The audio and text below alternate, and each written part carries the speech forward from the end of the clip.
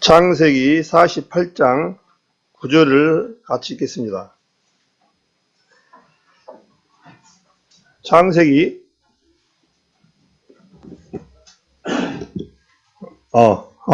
완전히 안 눌려지는 것 같습니다. 죄송합니다.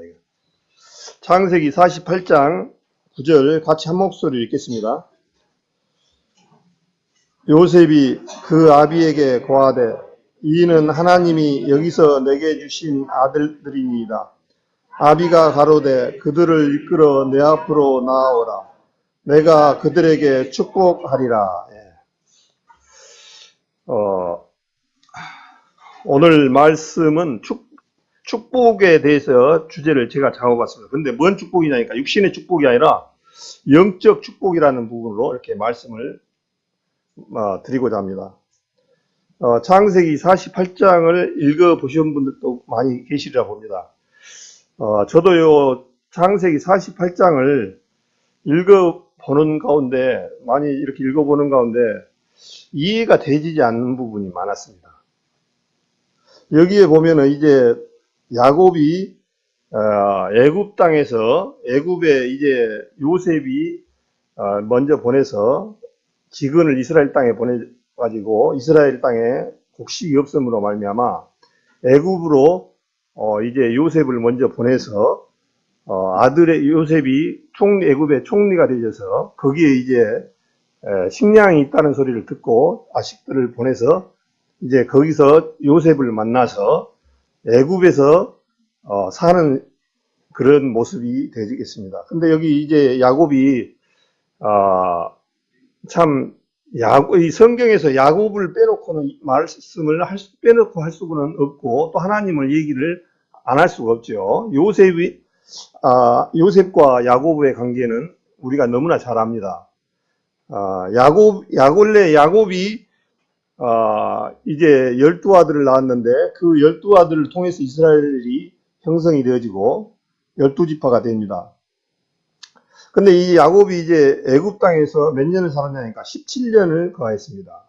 이제 요셉을 따라가서 17년 동안을 타향살이를 한 거죠. 애굽에 그 당시 이스라엘에서 애굽이 지금으로 따지면 이집트죠. 이집트로 내려가지고 17년을 애굽 땅에서 살았습니다. 그런데 나이가 이제 죽을 날이 다 됐습니다. 147세를 향수하고 야곱이 죽는데 이 야곱이 여기에 48장에 보니까 이제 이상한 얘기가 나옵니다.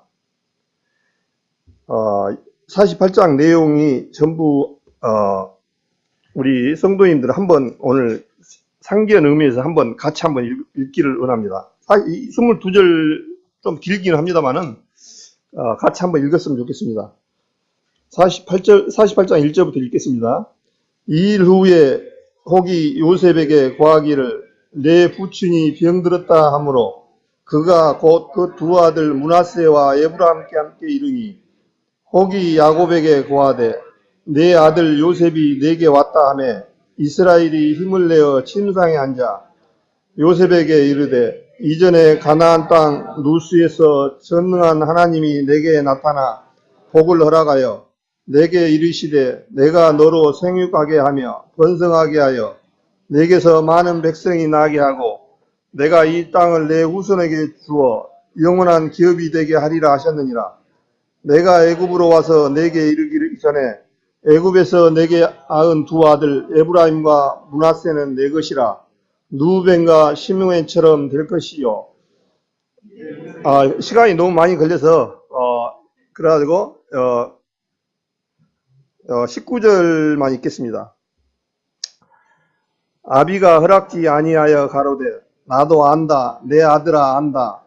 그도 한 족속이 되며 그도 크게 되려니와 그 아우가 그보다 큰 자가 되고 그 자손이 여러 민족을 이루리라 하고 여기까지만 읽겠습니다. 읽으려면 너무 많이 시간이 걸려서 이제 야곱이 죽을 날이 이제 가까워졌는데 지금 뭐라 하냐니까 요셉이한테 얘기를 합니다. 요셉이 총리가 돼서 이제 너희 아버지가 죽을 병이 들어서 이제 그런다고 얘기를 하니까 이제 요셉이 아들이 둘이 있는데 므낫세와 에브라임입니다.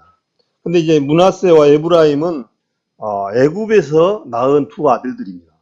그런데 주님께서 이제 므낫세와 에브라임을 야곱이 두 아들에게 축복을 해주시겠다는 거예요. 그런데 여기서 5절에 보니까 내가 애굽으로 와서 내게 이르기 전에 애굽에서 내게 낳은 두 아들 에브라임과 므낫세는 내 것이라, 루벤과 시므온처럼 내 것이 될 것이라, 그렇게 됐습니다. 그래서 이스라엘의 12아들이 누구한테 낳냐니까 야곱으로 말미암아 태어났죠.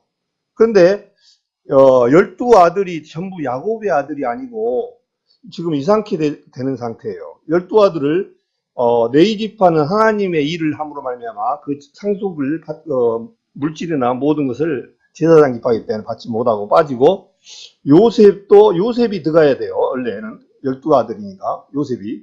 근데 요셉 대신에 누가 들어가냐니까 므낫세와, 근데 여기에 보니까 애굽에서 내겐 두 아들 에브라임과 므낫세는 내 것이라 그러면서 이 사람들한테 축복을 하겠다는 거예요.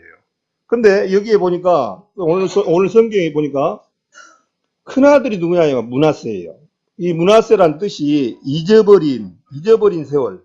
우리 많던 얘기 하잖아요. 잃어버린 30년 잃어버렸다.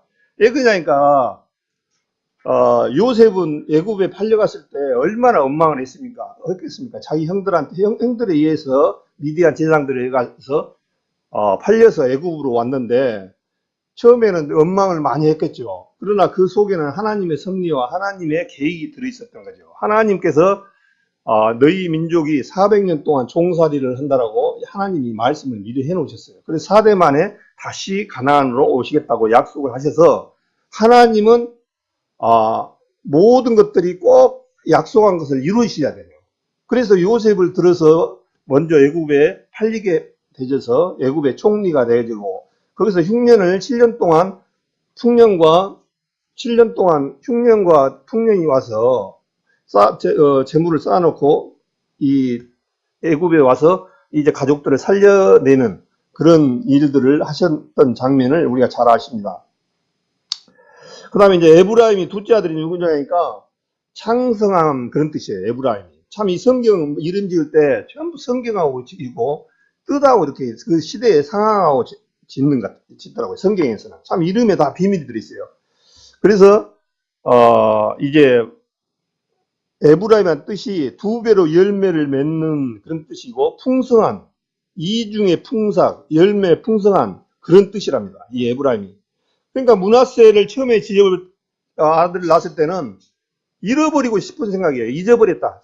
그냥 옛날 생각을 하니까 너무 고통스럽고 힘들고 잊어버리고 자기 인생에서 빼버리고 싶은 생각이 드는 거예요. 그래서 므낫세라는 이름을 지었어요.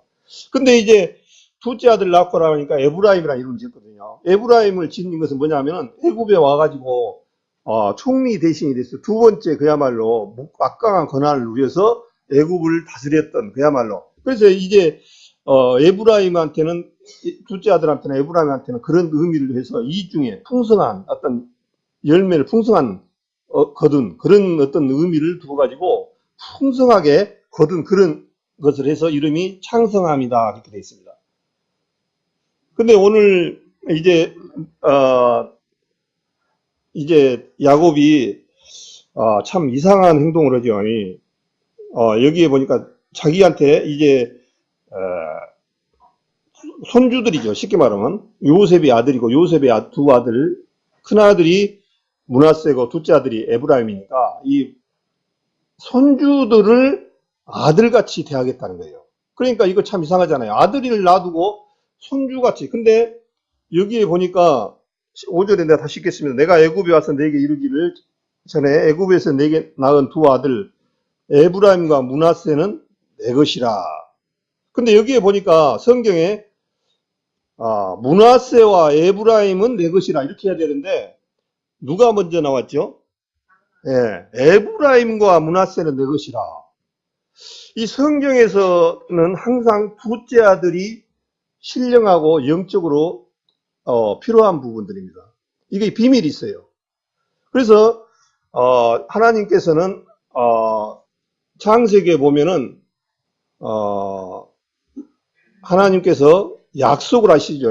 갈대아 우르에서 불러내고 너로 말미암아 이 아브라함으로 말미암아 복의 근원이 되고 너를 축복하는 자에게는 복을 내리고 저주하는 자에게 저주를 낸다고 하셔서 아브라함을 통해서 하나님의 백성을 이어가고자 합니다. 그래서 아브라함을 통해서 이제 아브라함이 이제 사라하고 결혼 과정에 10년이 있어도 말을 약속을 안 지켜주는 거예요, 하나님이. 그러니까 얘를 안 주는 거예요, 10년 동안을. 그래서 이제 우리 그걸 10년을 못 기다리고 어떻습니까? 이제 자기들 생각에 애굽 여인 하갈의 종이 있었는데 아브라함이 종이 있었는데 그 종한테 사라가 그러는 거죠. 당신 하나님이 종 안 줄란갑소 하갈을 통해서 자식을 낳으시오 해서 나아간 아들이 이스마엘 였습니다. 그러니까 지금 실질적으로 우리가 지금 이 세상에 살아가면서 하나님의 말씀대로만 살았으면 이 세상이 이렇게 흠나는 꼴이 안 될 거예요. 근데 그때 하나님의 약속을 저버리고 우리 생각에 이제 하갈의 말을 들어서 남 민족들이 이스마엘 족속들입니다. 그래서 이스마엘 족속들을 보고 뭐냐면 하나님이 뭐라 했냐면 너희는 싸움꾼이 되고 이스마엘 족속들은 평생에 칼을 잡고 사람을 괴롭힌다라고 말씀하셨습니다. 그래서 지금 이 세상이 전쟁이 전부 어떻게 보면은 이스마엘과 기독교 싸움입니다. 어떻게 보면 실질적으로 지금 많은 이 해교도들이 힘들게 하고 또 해교도들 때문에 지금 세계가 굉장히 어렵고 세계의 테러리스트들은 거기에 다 포함되어 있습니다. 요즘 계속 해교들 때문에 세계가 질서가 엉망이고 그렇지 않습니까? 그래서 이제 사람의 생각으로 이렇게 이스마엘을 낳음으로 말미암아 이렇게 어려웠던 거예요. 근데 좀 기다렸다가 이삭을 주시겠다고 말씀하셨으니까 기다렸으면 되는데 그걸 못 참고 낳은 사람이 이스마엘이죠. 그래서 이제 이스마엘로 하나님 앞에 이어가기를 바랬지만 주님은 아니다라고 말씀하셔서 100세에 이제 이삭을 주십니다. 그래서 이삭을 주시고 나서 이삭이 이제 두 아들이 낳죠.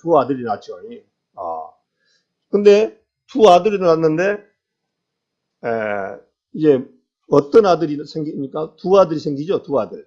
근데 무엇을 낳으니까 쌍둥이를 가졌어요. 근데 뱃속에서부터 쌍둥이가 싸우는 겁니다. 그 내용이 창세기, 여기를 잡으시고 창세기 25장을 한번 볼까요?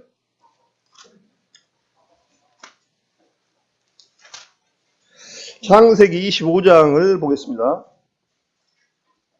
창세기 25장 제가 읽겠습니다. 22절부터 제가 읽겠습니다. 아이들이 그의 태 속에서 서로 싸우는지라 그가 가로되 이 같으면 내가 어찌할꼬 하고 가서 여호와께 묻자온대 여호와께서 그에게 이르시되 두 국민이 네 태중에 있구나 두 민족이 네 복중에서 나누이리라 이 족속이 저 족속보다 강했고 큰 자는 어린 자를 섬기리라 하셨더라. 그 해산 기한이 찬즉 태에 쌍둥이가 있었는데 먼저 나온 자는 붉고 전신이 가옥 같아서 이름을 예서라 했고 후에 나온 아우에는 손으로 예서의 발꿈치를 잡았으므로 그 이름을 야곱이라 했으며 리브가가 그들을 낳을 때 이삭이 60세이었더라. 지금 여기에 이제 두 아들을 가졌는데 쌍둥이를 가졌어요. 그런데 성경에서부터 뭐라고 말하냐니까 23절에 여호와께서 그에게 이르시되 두 국민이 내 태중에 있구나 두 민족이 내 복중에서 나누이리라 이 족속이 저 족속보다 강했고 여기서 보니까 큰 자는 어린 자를 섬기리라 하셨더라 그렇게 됐습니다. 성경에서 왜 이렇게 하나님은 질서를 무너뜨려 가지고 큰 자가 작은 자를 섬긴다는 거예요. 정말 하나님은 잘못됐어요. 어떻게 큰 아들이 작은 아들을 섬기냔 말이에요. 근데 이렇게 섬긴다는 거예요. 그런데 먼저 나온 자는 붉고 전신이 가옥 같아서 이름을 예서라 했고 이 예서 뜻이 붉다 그런 뜻이거든요. 그래서 지금 그 뒤로 또 나옵니다만은 야곱이란 뜻은 이제 발꿈치를 잡았다는 뜻인데 이 야곱은 깨가 많은 사람이에요. 형이 나가려는데 그냥 나가는 게 아니라 힘드니까 형 발꿈치를 잡고 그냥 쉽게 이렇게 나온 거예요. 상당히 깨보고 야곱은 그야말로 어떻게 보면 사람으로 생각으로 보면 굉장히 나쁜 놈이에요. 쉽게 말하면 우리 사람으로 생각할 때는. 근데 하나님께서 지금 뭐라고 하냐니까 큰 자는 어린 자를 섬긴다고 하는 거예요. 그런데 그 27절에 그 후에 보니까 이제 아이들이 장성하며 예서는 익숙한 사냥꾼인 거로 쓸 사람이 되고 야곱은 종용한 사람인 거로 장막에 가니 이삭은 에서의 사냥 고기를 좋아하므로 그를 사랑하고 니브가는 야곱을 사랑했더라. 오늘 너무나 이 참 많이 읽었던 내용이죠.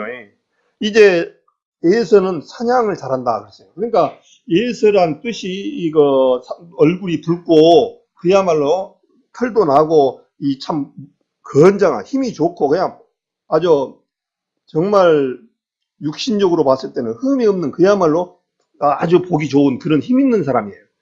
근데 야곱은 맨 어머니 치마에 잡고 엄마 품에서 그냥 겨우 그냥 엄마한테 도움을 받고 살아가는 사람이 야곱입니다.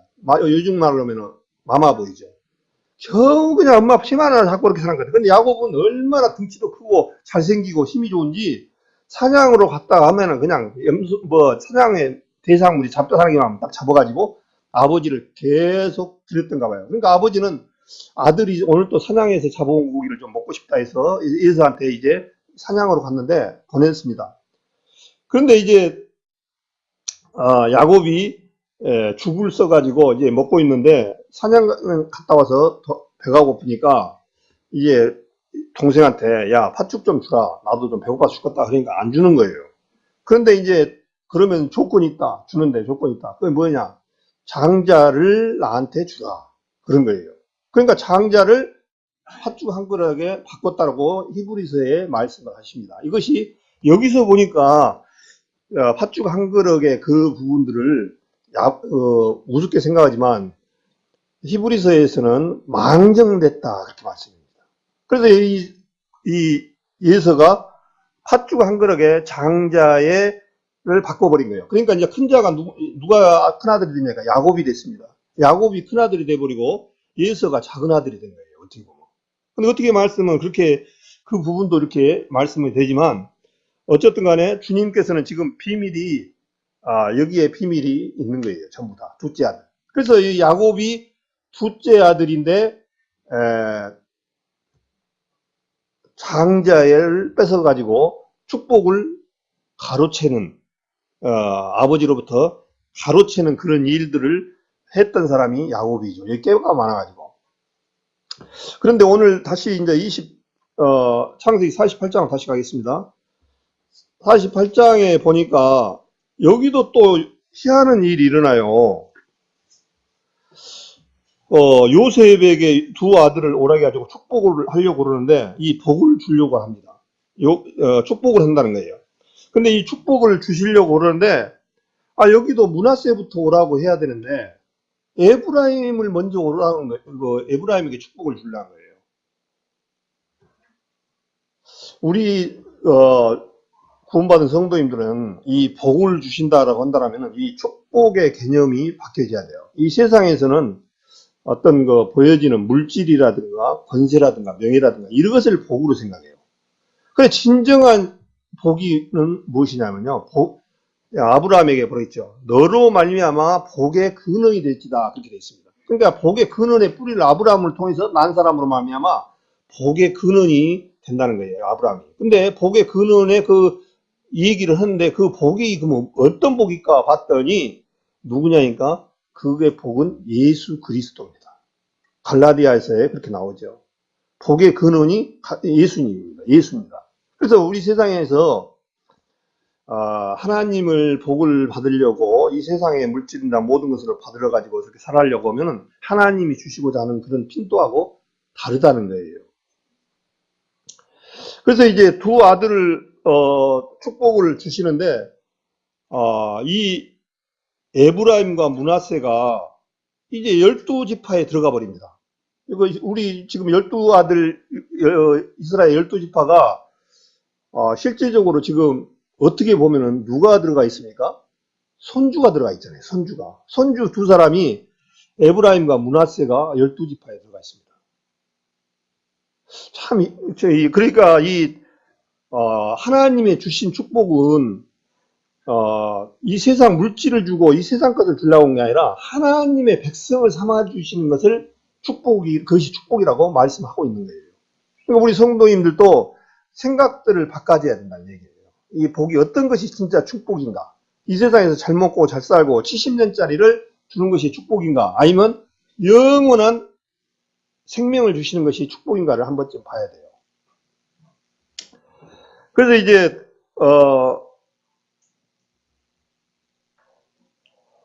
이 에브라임과 므낫세는 실제적으로 어디서 났냐니까 애굽에서 났어요. 나이가 이때 대충 학자들 17살에서 21살 정도 될 거라고 보더라고요. 에브라임과 므낫세가.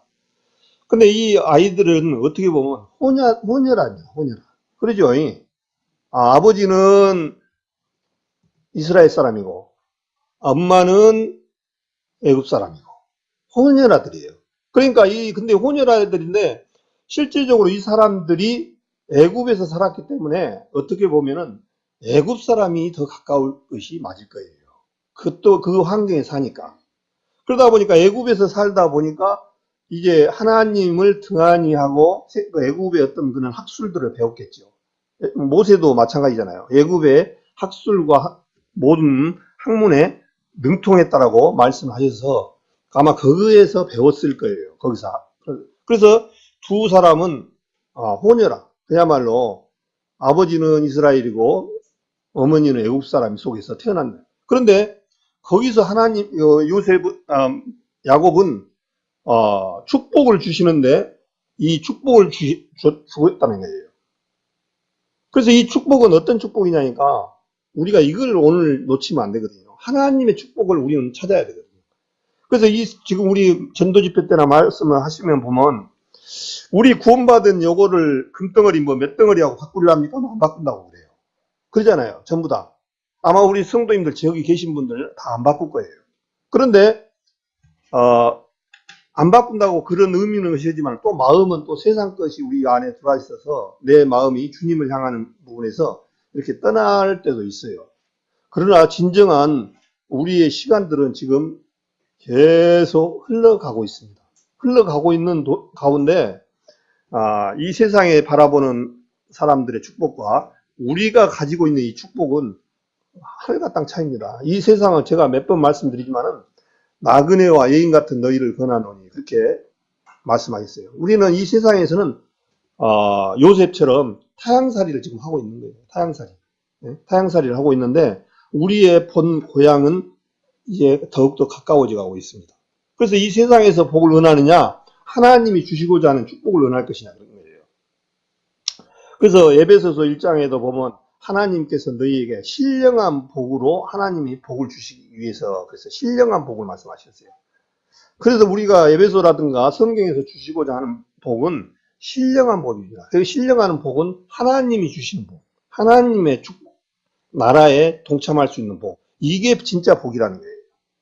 그런데 이거에서 오늘 에브라임과 므낫세에게 이제 축복을 주시는데 야곱이 뭘 주려고 하냐니까 12지파에 입성하는 복을 주려고 하는 거예요. 그러니까 우리 실제로 구원받은 성도님들 안에 그냥 12지파는 야곱이 낳았다 이렇게 말하는 것보다 야곱의 손자들까지 포함된 12지파. 참 이 에브라임과 므낫세는 축복을 진짜를 받았습니다. 그래서 이제 에브라임과 므낫세를 이제 야곱 앞으로 데리고 왔습니다. 요셉이 자기 아들을 이제 복을 내린다니까. 그래서 이제 요셉이 아버지 앞에 이제 마지막 복을 이제 받기 위해서 두 아들에게 이제 복을 받는데 손을 엇갈려서 딱 그렇게 주는 거예요. 그런데 이제 오른손은 항상 의미하는 것이 하나님의 권능을 말하고 하나님의 능력을 표시합니다.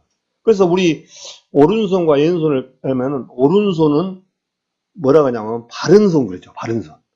라이트. 바른 손. 바르게 가라이 하면 꼭 오른손을 의미합니다. 그 뜻이 있습니다. 그러니까 왼손은 바르지가 않다는 거예요. 어떻게 보면 그렇다고 왼손잡이는 다 못된 놈 그런 얘기가 아니고 오른손이 올바른 거예요. 그래서 오른손은 바른 손. 바른 손 들어 그럼 바른 손은 오른손 들어 그 얘기입니다. 근데 왼손 바른 손 이렇게 안 해요. 왼손이라고 해요. 그래서 오른손 들으라는 얘기를 바른 손 들으라고 할 때도 있어요. 바른 손 하면 오른손은 항상 하나님 앞에 올바른 손이다. 그렇게 생각합니다. 근데 이제 축복을 하려고 그러는데 두 아들을 딱 데리고 왔는데 이제 아버지가 요셉이 이제 147세나, 아니, 야곱이 147세나 먹어놔서 눈도 침침하고 귀도 어둡고 그런단 말입니다. 아, 그런데, 요셉은 큰아들인 므낫세가 오른손이 므낫세한테 오고 왼손이 에브라임한테 딱 올라고 이렇게 할 줄 알았는데 그렇게 딱 가르치는 거예요. 처음에는 이제 요셉은 아버지 손을 들여서 므낫세에다가 오른손을 얹히고 왼손을 에브라임에다 딱 얹혔습니다. 근데 아버지가 그냥 딱 바꿔가지고 오른손을 에브라임한테, 이게 야곱의 손을, 왼손을 에브라임한테 딱 손을 대는 거예요. 아, 그러니까 요셉이 불쾌한 거대요. 불쾌한다기보다도, 아, 우리 아버지 노망기 들었나? 아, 큰아들이 지금 므낫세인데 얘 에브라임한테 손을 얹어갖고 이렇게 나를 어렵게 만들고 힘들게 만드냐 그런 거예요. 그래서 마음 가운데 그렇게 하고 있었겠죠. 그런데 이제 요셉이 안 되겠거든요. 아버지, 오른손은 우리 큰아들은 므낫세입니다 라고 손을 얹히고 에브라임은 왼손을 얹히려니까 뭐라고 하냐면 19절에 보겠습니다. 창세기 48장 19절에 아비가 허락지 아니하여 가로되, 아비가 누구냐면 야곱입니다. 나도 안다 내 아들아. 내 아들은 이제 요셉입니다. 나도 안다.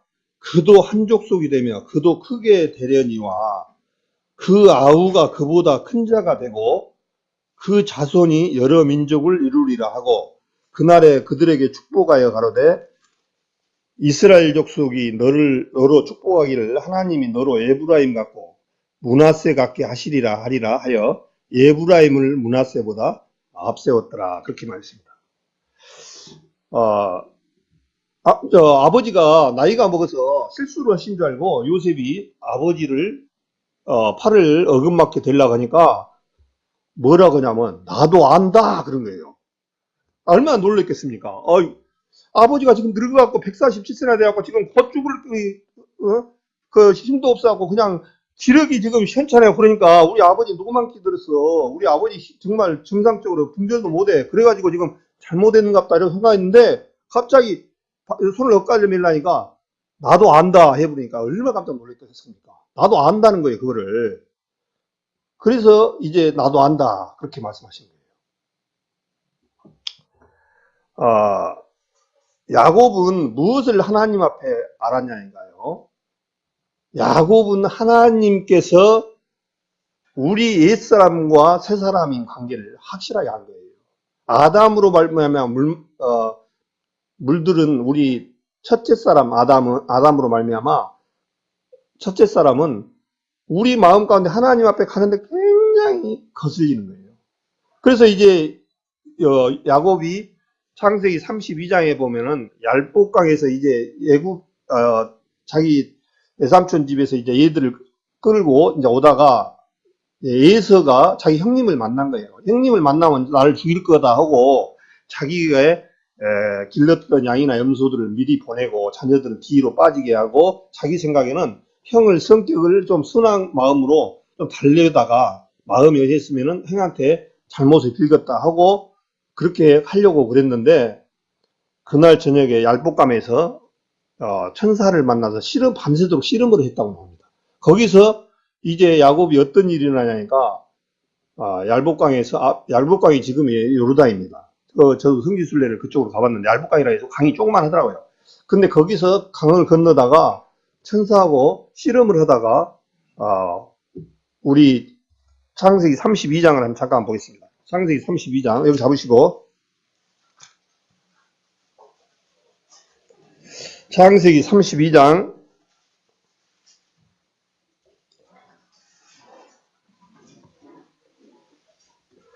여기도 조금만 읽겠습니다. 32장 23절부터 제가 읽겠습니다. 그들을 인도하여 시내를 건너며 그 소위도 건네고 야곱은 홀로 남았더니 어떤 사람이 날이 새도록 야곱과 씨름하다 그 사람이 자기의 야곱을 이기지 못함을 보고 야곱의 한도뼈를 치매 야곱의 헌도뼈가 그 사람과 씨름할 때에 유골되었더라. 그러면서 28절에 그 사람이 가로되 내 이름을 다시는 야곱이라 부를 것이 아니요 이스라엘이라 부를 것이니 이는 내가 하나님과 사람으로 더불어 겨루어 이겼음이라 그렇게 말씀입니다. 여기서 이제 야곱의 이름이 이스라엘로 바뀌어집니다.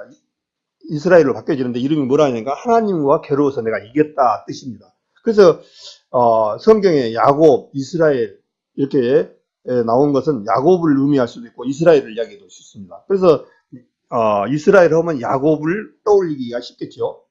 이 얄복강에서 이제 천사를 만나서 밤새도록 씨름하다가 어떤 사람이 이 환도뼈를 치니까 야곱의 환도뼈가 부러졌다 했거든요. 그 야곱의 환도뼈라는 것이 어디냐면 엉치뼈를 말합니다. 우리 사람 힘은 이 엉치뼈가 부러지면 힘을 못 써요. 그래서 이제 야곱의 환도뼈가 부러지는 사건이 여기서 환도뼈가 부러지는 일이 나옵니다. 그래서 이제 환도뼈가 부러지니까 어떻게 되냐면 장애인이 됐죠. 쩔뚝 이제 그 장애인이 된 거예요. 육신으로 보면 어떻습니까? 아이고, 불쌍하네. 정말로 육신으로 보니까 정말 불쌍해서 정말 못 보겠네. 이제 지팡이를 짚은 신세가 되는 거예요. 지팡이를 짚고 이제 걷느니 얼마나 평생에 힘들었겠습니까? 그런데 이제 야곱이 무엇을 그 환도뼈를 꺾음으로 말미암아 제 마음이 꺾여진 거예요. 야곱이 이제 마음 가운데 어떤 사람의 욕망 모든 것들이 꺾여져서 이제 하나님만 의지하는 그런 부분들을 배우게 된 거예요. 그래서 야곱의 환도뼈를 부러뜨리는 것은 이스라엘의 야곱에게서는 하나님의 그 놀라우신 비밀을 깨달은 거예요. 그래서 이제 이제 짤뚝발이가 되니까 누구만 의지했냐니까 이 지팡이만 의지하는 거예요. 근데 이 지팡이는 성경에서 무엇을 의미하냐니까 하나님의 권능을 또 의미하거든요. 그래서 이제 한도뼈를 부러짐으로 말미암아 이제 평생에 누구만 의지해야 되니까 하나님만 의지하게 된 거예요. 그래서 우리 구원받은 사람들도 마찬가지로 어떻게 보면 한도뼈가 부러진 사람들과 마찬가지입니다. 실제로. 그래서 이제 하나님만 의지해야 돼요. 그래서 우리 신앙생활을 하는 데 있어서 가장 힘든 게 하는 것이 누구냐면요. 나예요. 우리 신앙생활 하는데 제일 어려움이 많은 것이 나 본인입니다. 아니, 나 본인이 내가 언제 나를 이렇게 어렵게 했어? 그런 생각이 드실 거예요. 그런데 우리 성도님들이 생각 안 해. 우리 사람들은 이걸 꼭 가지고 생각을 해 두셔야 돼요. 우리 안에는 구원받기 전에 오종철이와 구원받은 후에 새 사람인 예수 그리스도의 오종철이 두 사람이 살고 있다는 것을 항상 가지고 있어야 돼요. 저만 그런 게 아니라 우리 성도님들도 마찬가지예요. 우리 성도님들 때로는 두 마음이 있던가요, 없던가요? 네, 두 마음이 있습니다. 그 두 마음 속에서 어떤 때는 이 옛날 오종철이는 항상 하나님 앞에 가는데 거스른 방해꾼이 거스른 계속 방해를 하는 거예요. 그 방해꾼의 역할을 했던 사람들이 전부 이스마엘이고 이 에서고 또 사울과 다윗을 할 때 사울이고 전부 그런 관계입니다. 그래서 이 두 번째 관계를 하나님은 둘째 아들을 항상 기뻐하시는 거예요. 그래서 오늘 창세기 48장의 그 말씀 가운데 이제 주님 이 야곱은 그걸 알았다는 거예요. 그건 자기 한뼘뼈를 부러짐으로 말미암아 하나님이 나를 버리고 오로지 주님만 붙들고 나갈 수 있는 그런 부분들로 이제 알게 해주신 거예요. 그래서 이제 야곱이 자기 손주들을 데리고 왔을 때 므낫세를 먼저 오른손으로 하지 아니하고 왼손으로 축복을 주고 에브라임에게 축복을 줬던 이유가 거기 있어요. 실제적으로. 근데 이 사실은 내용들이 굉장히 좀 어려운 부분입니다. 실제로. 그래서 여기 성경에 보면은 장자라는 부분을 우리 생각해 봐야 돼요.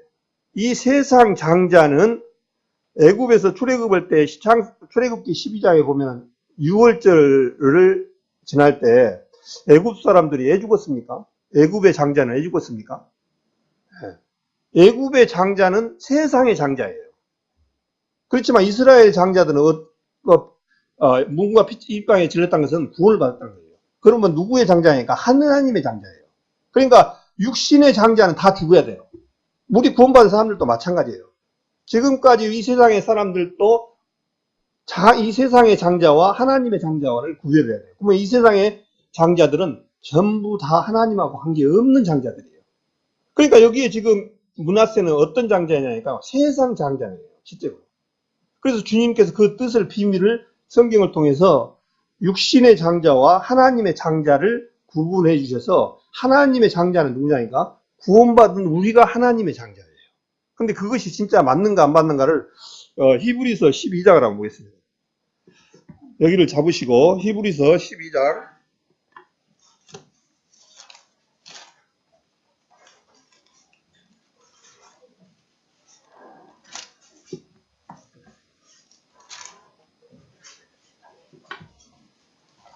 히브리서 12장 22절부터 읽겠습니다. 히브리서 12장 22절부터 제가 읽겠습니다. 그러나 너희가 이른 것은 시온산과 살아계신 하나님의 도성인 하늘의 예루살렘과 천만 천사와 하늘에 기록한 장자들의 총회와 여기에 나오죠. 하늘에 기록한 장자들이 있습니다.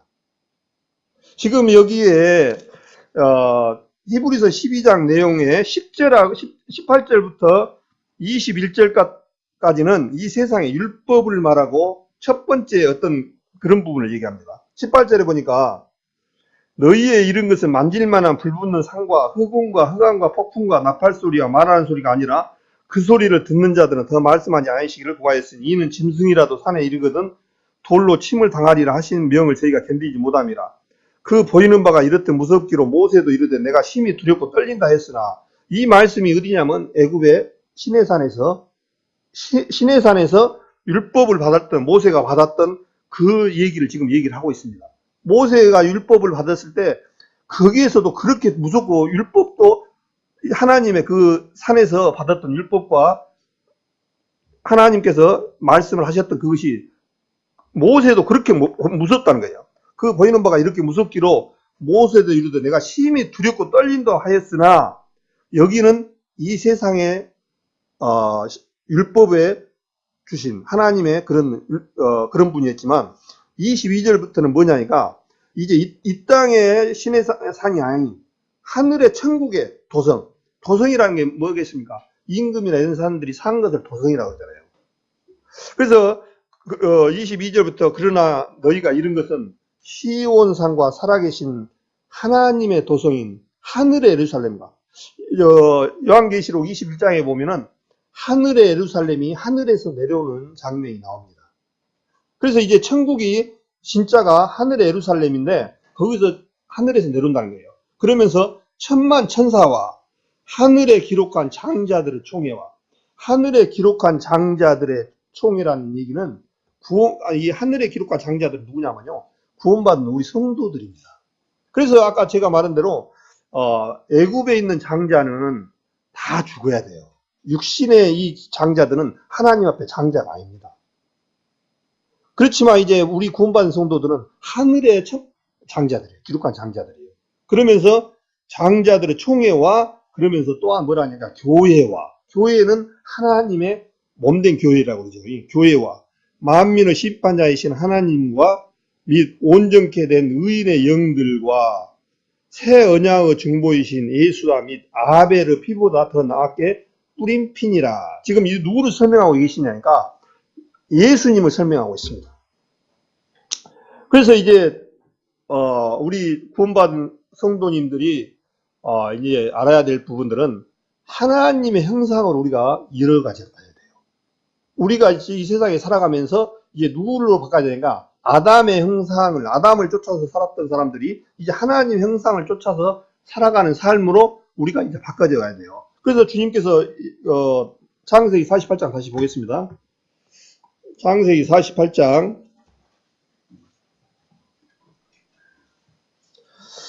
여기 창세기 48장 19절에 다시 제가 읽겠습니다.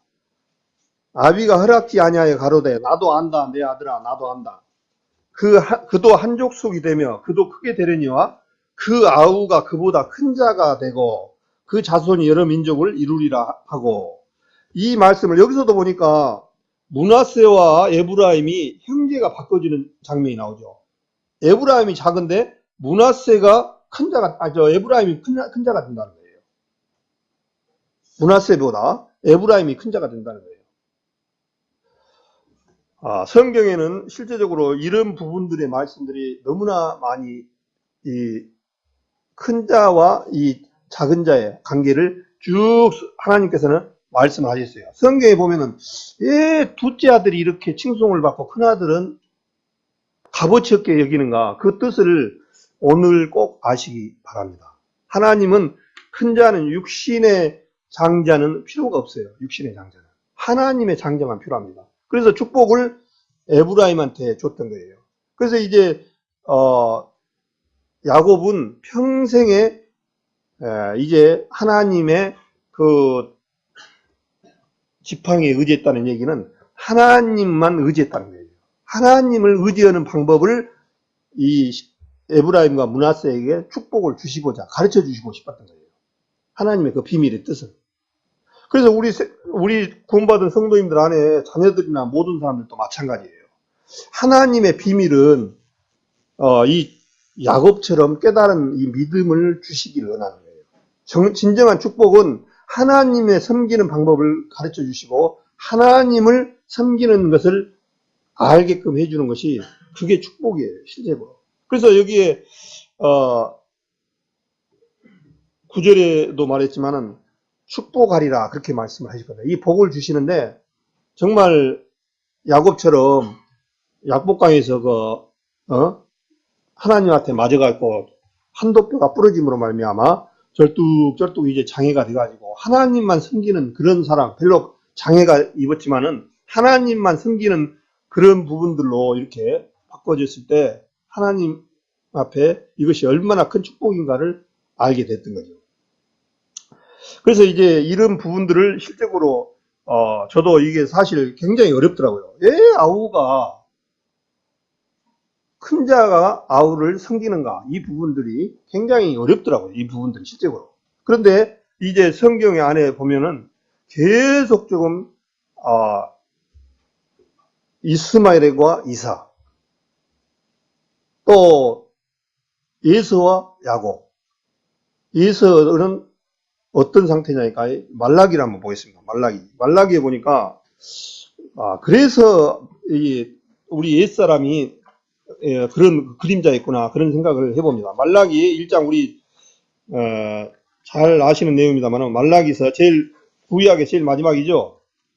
말라기서 1장을 한번 보겠습니다.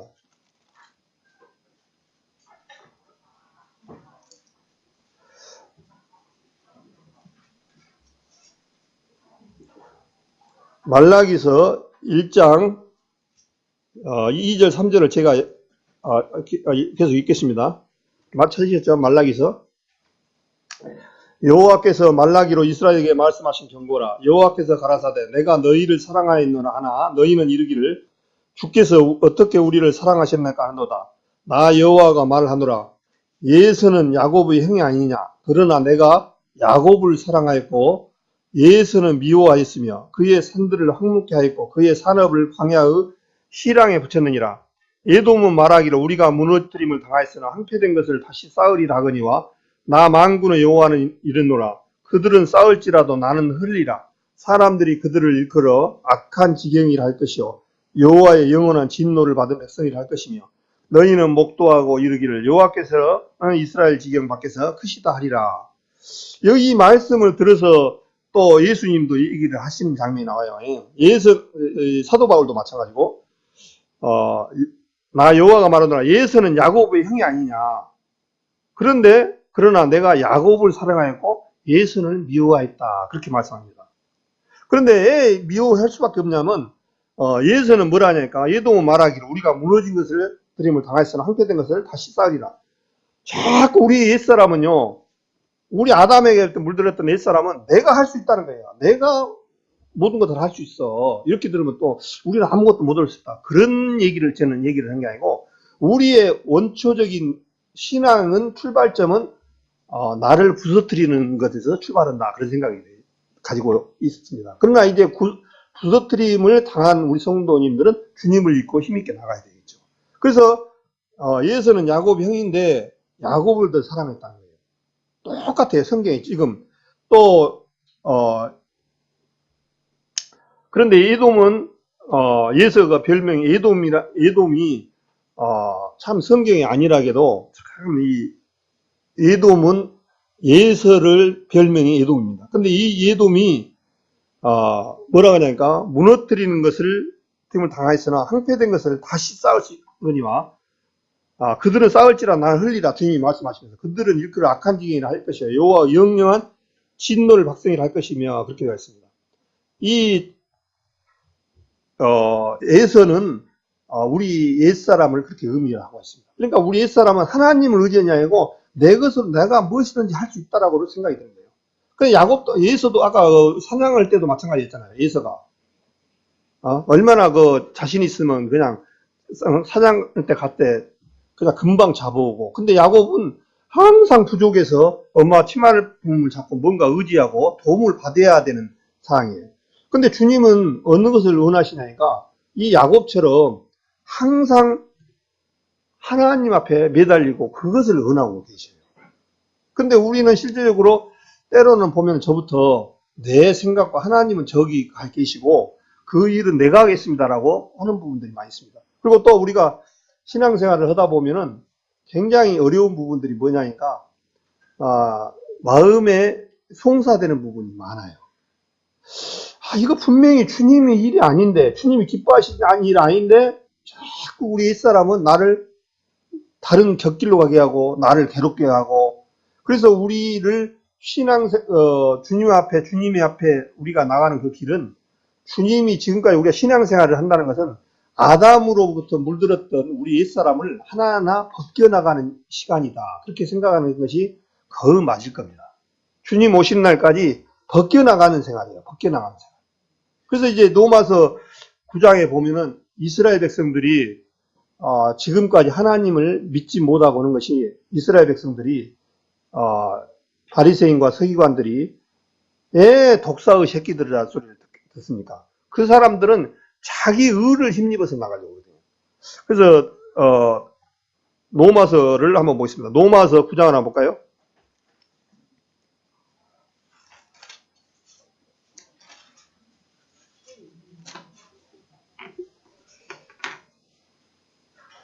로마서 9장을 또 보겠습니다. 로마서 9장.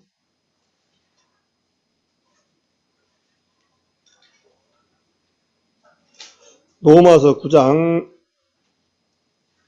6절부터 제가 읽겠습니다. 로마서 9장 6절. 또한 하나님의 말씀이 폐하진 것 같지 않도다. 이스라엘에게서 난 그들이 다 이스라엘이 아니요. 또한 아브라함의 씨가 그 자녀가 아니라 오직 이삭으로부터 난 자라야 내 씨가 칭하리라 하셨으니 곧 육신의 자녀가 하나님의 자녀가 아니라 오직 약속의 자녀가 씨로 여기심을 받느니라. 그렇게 됐습니다. 여기서도 똑같이 말씀을 하시죠. 이건 로마서는 사도 바울이 지금 쓰셨는데 똑같습니다. 그러니까 이 성경은 확실히 성경으로 풀어야 정확합니다.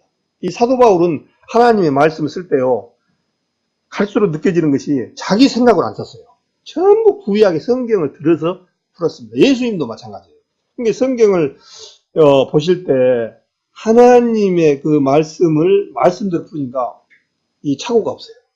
절대 착오가 없습니다. 근데 하나님의 이 성경 말씀을 없는 부분을 갖다 맞추면 이거 문제가 되어지고 성경을 어두우거든요. 그래서 사도 바울도 지금 똑같은 얘기거든요. 아브라함의 씨가 다 그 자녀가 아니라는 거예요. 오직 이삭으로부터 난 자라야 칭하리라 하시니라. 그래서 하면서 이삭과 이스마엘이죠. 근데 이삭으로부터 말미암아 칭하리라 하셨으니 육신의 자녀가 하나님의 자녀가 아니라 오직 약속의 자녀가 씨로 여기심을 받느니라. 그렇게 말씀을 하고 있습니다. 그러면서 11절에 그 자식들이 아직 나지도 아니하고 무슨 선이나 악을 행하지 아니한 때에 택하심을 따라 되는 하나님의 뜻이 행위로 말미암지 않고 오직 부르신 이에게로 말미암아 서게 하려 하사 리브가에게 이르시되 큰 자가 어린 자를 섬기리라 하셨나니 기록된 바 내가 야곱은 사랑하고 에서는 미워했다 하신 같으니라. 이렇게 이 말씀도 지금 사도 바울도 동일하게 지금 아까 말라기서라든가 창세기 이 25장이라든가 이 말씀 21장 말씀들을 들어서 지금 이야기를 하고 계시거든요. 리브가 이르실 때 큰 자가 어린 자를 섬긴다라고 말씀하셨어요. 지금 로마서 9장 내용이 어떤 내용이냐니까 이스라엘 백성들이 왜 구원을 못 받았느냐. 이스라엘에 대해서 지금 9장, 10장, 11장까지는 이스라엘에 대해서 얘기합니다. 그런데 이스라엘이 구원을 못 받고 그러면 이스라엘이 구원을 못 받음으로 누가 받았냐니까 지금 우리가 받아버렸잖아요. 지금 그 얘기입니다. 지금. 근데 왜 이스라엘이 못 받았냐니까 행위로 말미암지 않고 오직 불의행위로 말미암이라고 그랬습니다. 이스라엘 백성들은 자기 행위를 통해서 주님 앞에 나아가려고 하니까 예수님이 독사의 새끼들이라고 하는 거예요. 우리는 주님 앞에 절대 우리 의로는 나갈 수 없는 누구한테 뭔가 은혜를 입어야 되는 사람들이에요. 은혜를 입어야 되는 사람인데 내가 의로 나아가려고 하는 부분들이 있다는 얘기예요. 그래서 큰 자가 어린 자를 섬긴다는 내용이 바로 그건 내용입니다. 전체적으로 지금 그 내용이에요. 그러면서 시간 관계상 9장 30절에 보겠습니다.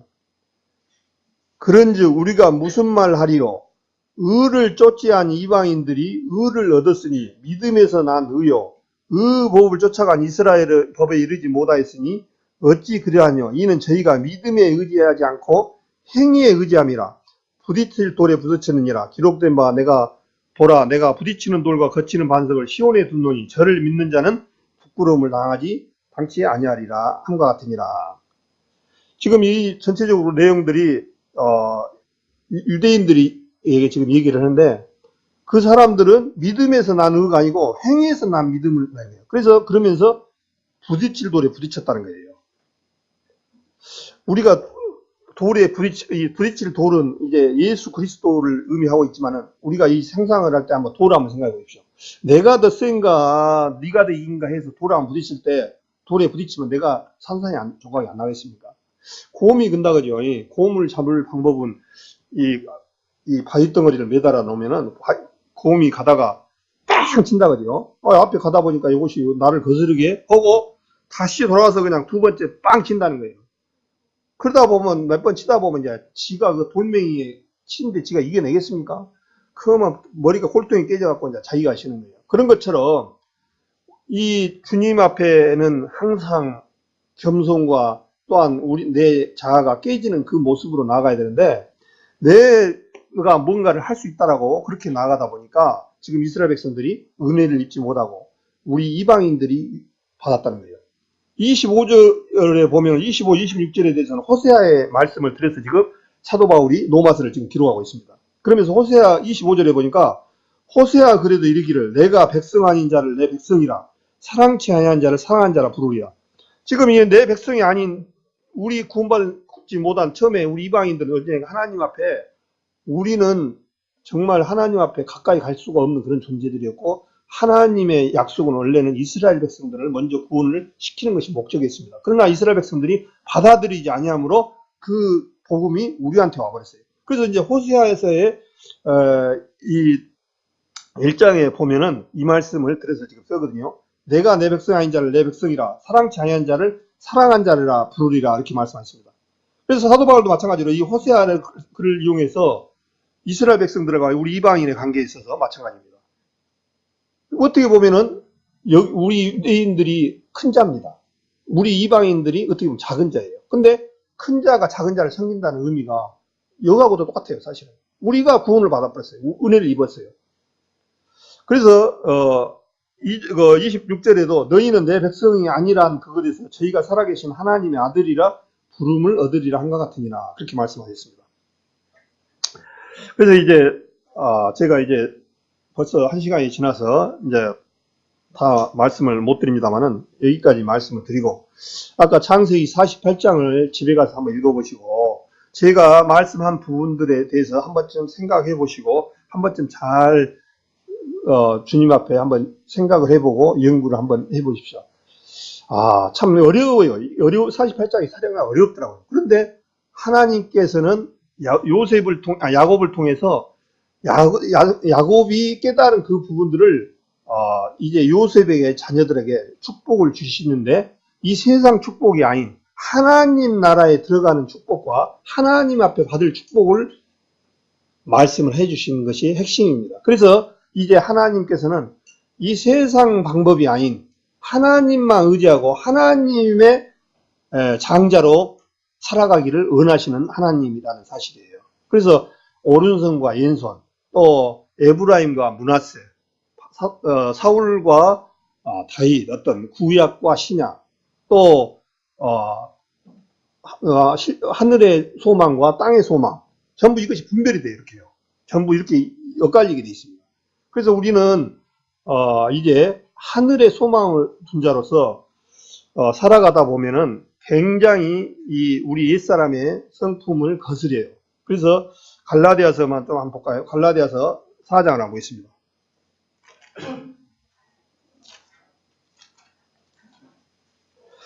갈라디아서 4장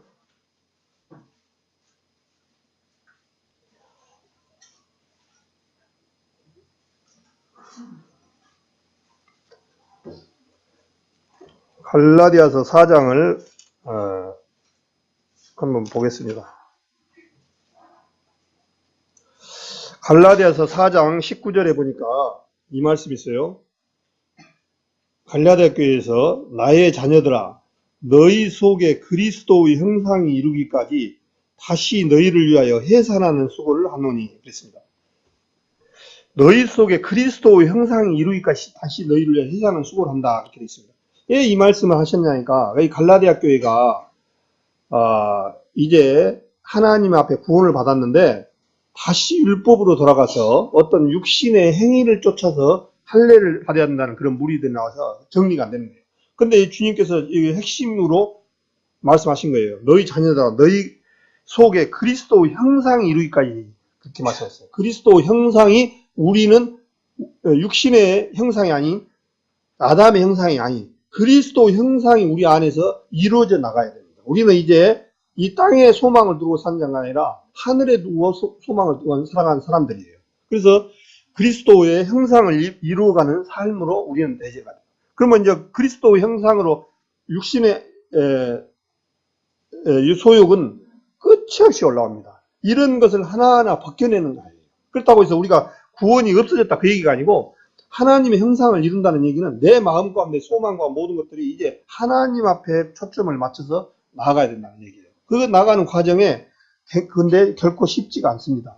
주님 오시는 날까지 이 생활을 해야 돼요. 그래서 이제 또 2장 폈으니까 4장에 29절에 보겠습니다. 갈라디아 4장 29절 그 옆에 그러면서 그러나 그때 육체를 따라 난 자가 성령을 따라 난 자를 핍박한 같이 이제도 그러하도다. 그러나 성경이 무엇을 말하느냐? 계집종과 그 아들을 내어 쫓으라. 계집종의 아들이 자유한 여자 아들로 더불어 유업을 얻지 못하리라 하였느니라 이렇게 되어 있습니다. 이 말씀이 어디서 많이 본 것 같죠? 이 말씀이 어디에 있을까요? 여기에 딱 놔보시고 창세기 21장에 나옵니다. 창세기 21장을 한번 더 보겠습니다. 이제 지금 봤던 내용 갈라디아 4장 놔두시고 잡으시고 창세기 21장에 보겠습니다. 창세기 21장입니다.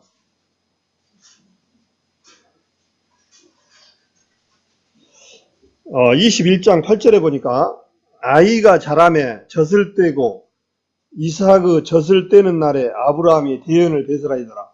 사라가 본즉 아브라함의 아들 애굽 여인 하갈의 소생이 이삭을 희롱하는지라. 그가 아브라함에게 이르되 그 여종과 그 아들을 내어 쫓으라. 이 종의 아들은 내 아들 이삭과 함께 기업을 얻지 못하리라 하며 아브라함이 그 아들을 위하여 그 일이 깊이 근심이 되었더니 하나님이 아브라함에게 이르시되 내 아이나 내 여종을 위하여 근심치 말고 사라가 내게 이른 말을 다 들으라. 이삭에게서 나는 자라야 내 씨라 칭할 것입니다. 이렇게 되어 있어요. 이제 이 하갈이 얘를 먼저 낳았다고 이제 이삭을 희롱하는 거예요.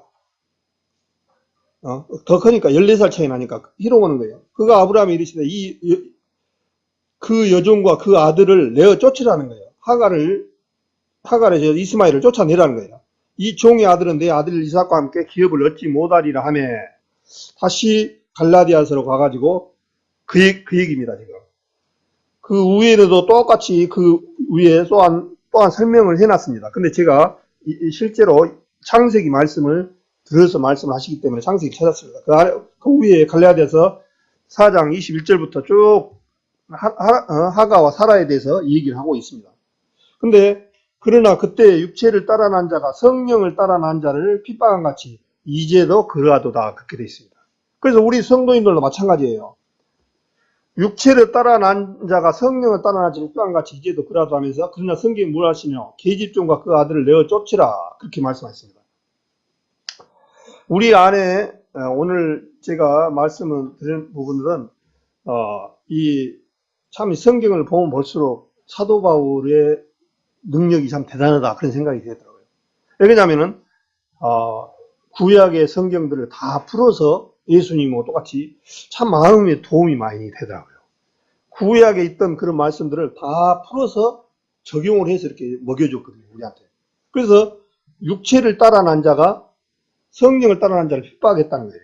우리도 마찬가지예요. 우리 옛사람인 오종철이가 성령을 따라 난 오종철이를 핍박을 하고 괴롭힌다는 거예요. 이제 여러 가지 이것은 나눌 수도 있겠죠. 비진리 교회가 진리 교회를 핍박한 것도 해당될 수 있고, 또 이스마엘 족속들이 또한 하나님의 종인 우리 기독교를 핍박한 것을, 그것도 되겠죠. 그러나 여기서 요구하는 부분은 실제적으로 제일 가깝게 우리한테 적용하는 부분은 율법으로 난 자와 성령으로 난 자의 구분과, 또한 우리 안에 이제 옛사람과 새사람, 옛사람과 새사람의 관계에 있어서 옛사람이 새사람을 계속 괴롭힙니다.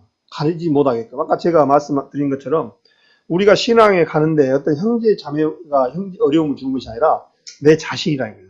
내 자신이라는 것은 우리 옛사람을 의미합니다. 우리 옛사람이 얼마나 방해를 하는지 몰라요. 제가 몇 번이나 말씀드리자면, 오늘 여기 저도 마찬가지입니다. 때로는 옛사람이 강할 때는 교회에 여기에 발걸음이 와지지가 않아요. 우리가 예를 들어서 세상에 뭔 일이 있어요. 애경사도 있고 또한 어떤 행사도 있고 그럽니다. 그런데 내 마음 가운데서 옛사람인 오종철이는 하루 정도 빠지면 뭐하냐, 그냥 세상 일은 귀하니까 또 잘 안 돌아오니까 가자 하고 갈등 속에서 하다가 그쪽으로 딱 발을 빠져버린 경우가 오늘 참석치 못하신 분들이다, 이렇게 보면 맞아요. 저도 마찬가지입니다. 그래서 누구를 딱 지칭해서는 얘기 아니고 또 마찬가지입니다. 우리 성령께서 우리 새 사람이 강하면 어떤 일이냐면, 이것보다 더 큰 것이 없다. 이 값어치 없는 것에 내가 마음을 빼앗겨 살아갔느냐, 그런 마음에서 이제 발걸음을 이렇게 우리 성도님들이 하신 거예요. 이긴 거예요. 승리한 거예요.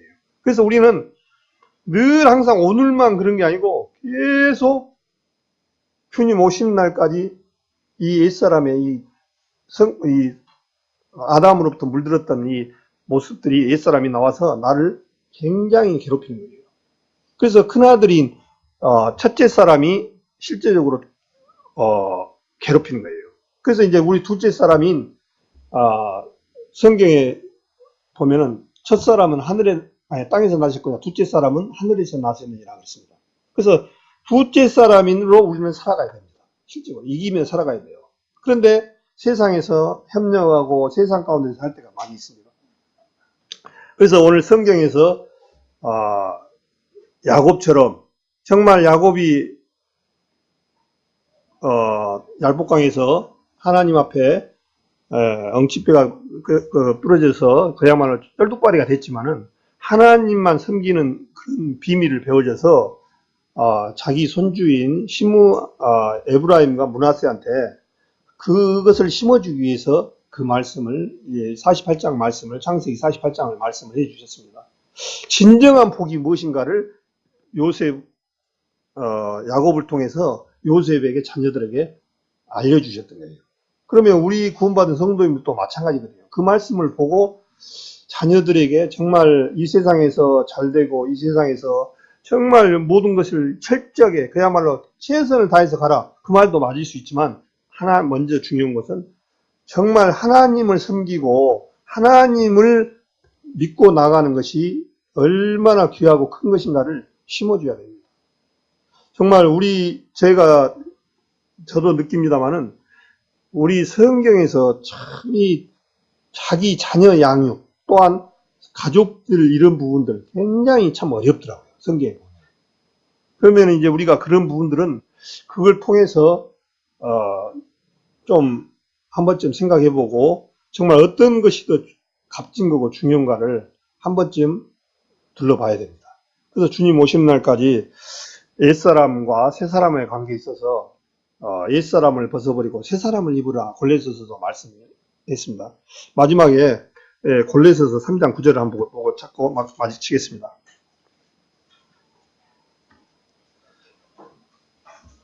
골로새서 3장 9절을 같이 한 목소리 읽겠습니다. 9절 10절. 골로새서 3장 9절 10절을 같이 한 목소리 읽겠습니다. 너희가 서로 거짓말을 말라. 옛사람과 그 행위를 벗어버리고 새 사람을 입었으니 이는 자기를 창조하신 자의 형상을 쫓아 지식에까지 새롭게 하심을 받는 자니라. 예, 그래서 쭉 말씀을 봅니다만은 새 사람을 입었으니 이는 자기를 창조하신 자의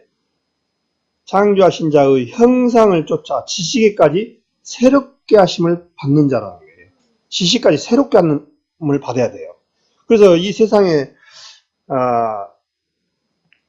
많은 학문도 있고 그러지만 우리 인생에 있어서 우리의 그 모습과 우리가 어떻게 나아가야 되는 부분들을 이렇게 아는 데가 없어요. 알 수가 없어요. 성경 아닙니다. 오늘 아침에도 예배를 끝나고 목사님이랑 같이 역사에 대해서 이렇게 얘기했지만은 참 역사라 부분이 어렵잖아요. 참 어렵고 우리 이 참 성경이 얼마나 위대한가를 또 마음속에서 이렇게 느껴지더라고요. 우리 한국의 역사도 어려운데 중국의 역사를 저 같은 경우는 통 모르잖아요. 근데 중국의 역사를 이렇게 보니까 어마어마해요. 어마어마. 예? 그런 중국의 역사만 해도 알라기도 힘든데 그 후의 역사를 가르쳐 주시고 그 후에 족보를 이어주시고 그것을 비밀을 알게 해주시는 것은 이 세상 어떠한 학문과 어떠한 역사가도 알지를 못하잖아요. 그런데 우리는 지금 무엇을 알고 있냐니까 하나님 우리 조상 몇 대 조상은 누구의 몇 대가 누구고 그거는 몰라도 진짜를 알고 있잖아요. 이 마태복음하고 누가복음의 족보를 보면 어떻습니까? 기가 막히잖아요. 성경에서 이 지구의 모든 인류의 역사를 시작을 성경에서만 가르쳐 주잖아요. 네? 얼마나 위대합니까, 정말. 이 세상에 많은 사람들이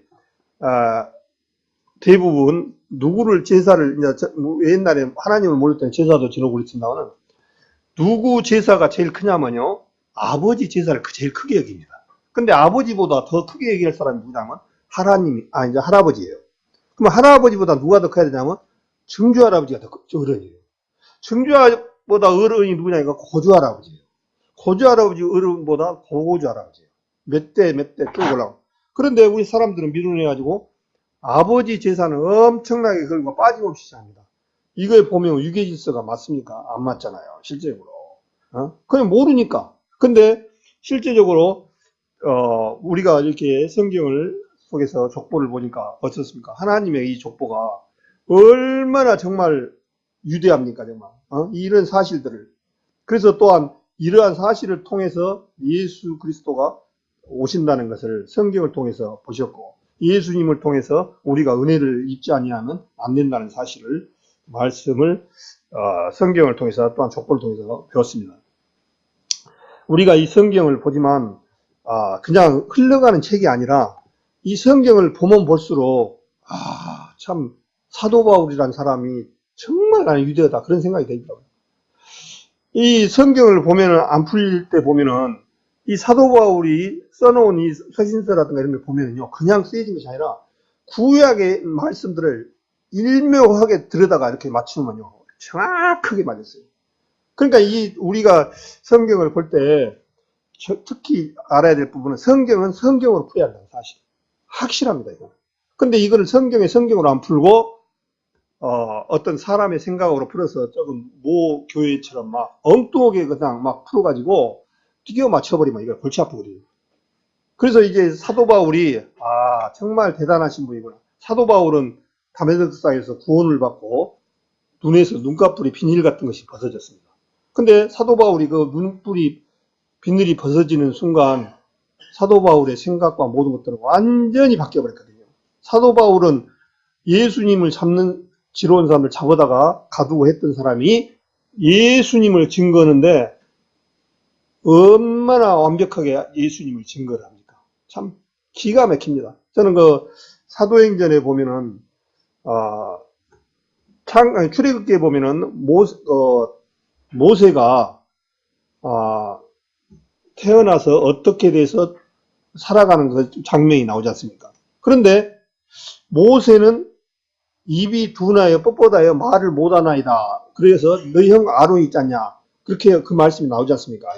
그런데 사도행전 7장에 읽다 보니까 성경에 말이 안 맞아요. 모세는 말을 잘했을까요? 못했을까요? 잘했을까요? 못했을까요? 못했죠. 근데 사도행전에는 그렇게 안 나와요. 사도행전 7장을 한번 보겠습니다. 사도행전 7장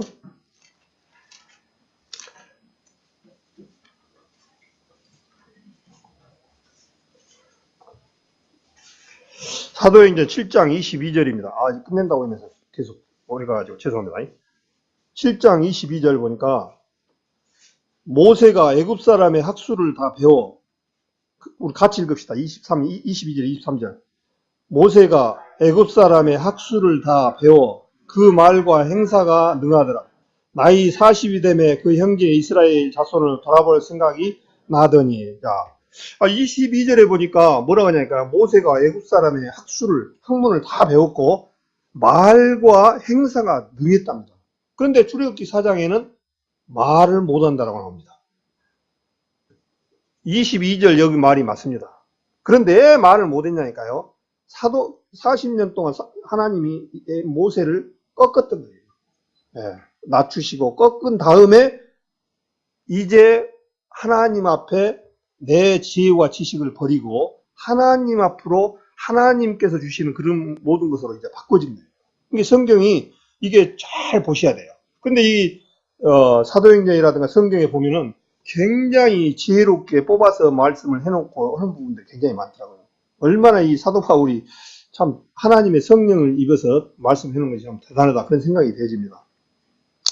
오늘 결론을 말씀을 마치면은 이제 우리 옛사람을 벗어버리고 새 사람을 입으라는 말씀하고 동일합니다. 그래서 큰 자는 어린 자를 섬기리라고 큰 자가 된다고 말씀하셔서 우리 신앙생활 가운데서 우리 옛사람을 벗어버리고 새 사람을 입어서 나는 부인되어지고 오직 그리스도만 받들어지는 그런 신앙생활이 되어지기를 주님께서는 은하고 계십니다. 그것이 참된 신앙이고 참된 주님이 요구하시는 그런 부분이다. 말씀을 드리면서 오늘 이걸로 마치고 기도하고 마치겠습니다.